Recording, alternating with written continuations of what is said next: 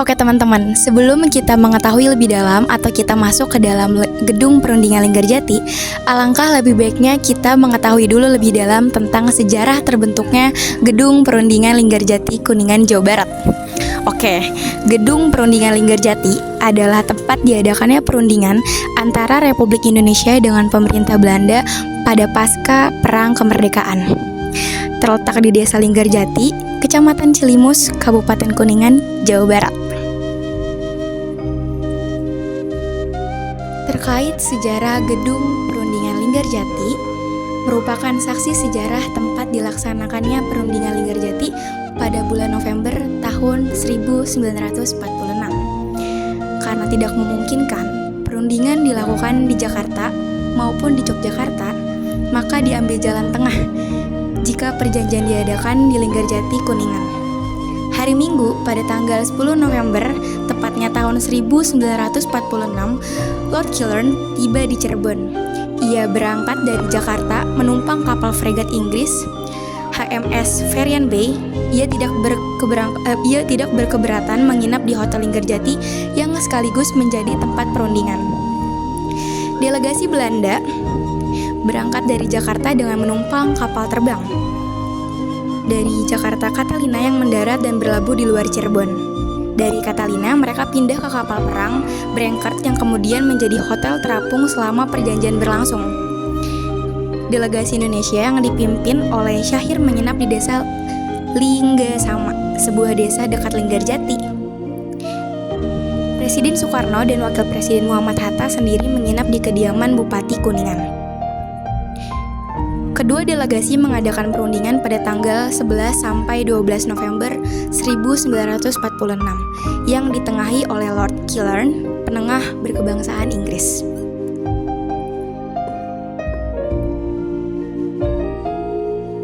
Oke guys, apa yang dimaksud dengan perjanjian Linggarjati? Jadi, perjanjian Linggarjati adalah perjanjian antara Indonesia dan Belanda di Linggarjati, Kabupaten Kuningan, Jawa Barat, yang menghasilkan persetujuan tentang status kemerdekaan Indonesia.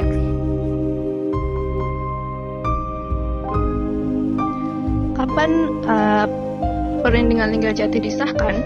Hasil perundingan Linggarjati disahkan pada 15 November 1946 di Istana Merdeka dan ditandatangani secara sah oleh kedua negara pada 25 Maret 1947.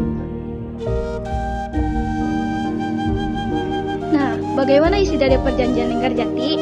Pengakuan Belanda secara de facto atas eksistensi negara Republik Indonesia yang meliputi Sumatera, Jawa, dan Madura. Republik Indonesia dan Belanda akan bekerjasama membentuk negara Indonesia Serikat. Di mana perundingan Linggarjati dilaksanakan? Perundingan Linggarjati dilaksanakan di gedung perundingan Linggarjati, tepatnya di Kuningan, Jawa Barat, oleh Republik Indonesia bersama pemerintah Belanda pada tanggal 11 sampai 15 November tahun 1946. Siapa perwakilan Indonesia dan Belanda dalam perjanjian Linggarjati? Indonesia diwakilkan oleh Sultan Syahir, sedangkan Belanda diwakilkan oleh Willem Korver.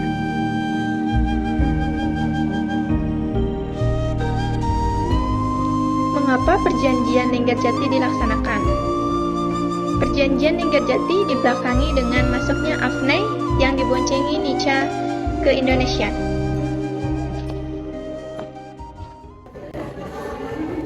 Oke guys, jadi sekarang saya bakal wawancara salah satu dari Bapak yang akan menjelaskan secara singkat tentang gedung perundingan Linggarjati ini. Kita langsung aja yuk. Assalamualaikum Bapak. Waalaikumsalam. Dari mana?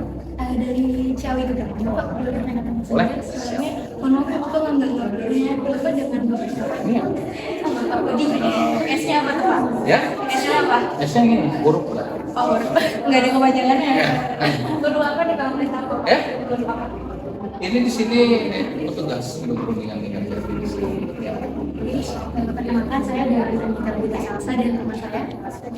Kita dari SMAN 1 Jawa juga mau tanya-tanya sedikit terkait gedung. Boleh. Ya. Boleh nggak sih Pak diceritakan sedikit ini awalnya?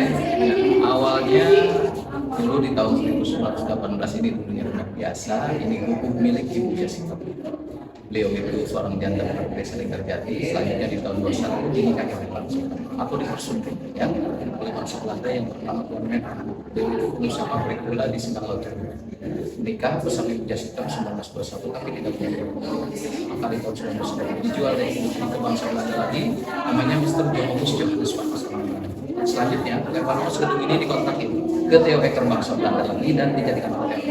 Jadi gedung ini sempat jadi hotel Belanda yang bernama Hotel Stad 1935. Nah, di tahun 1942 Jepang menjadi Indonesia, gedung ini diambil alih oleh bangsa Jepang dan berganti nama hotelnya menjadi Hokkaido.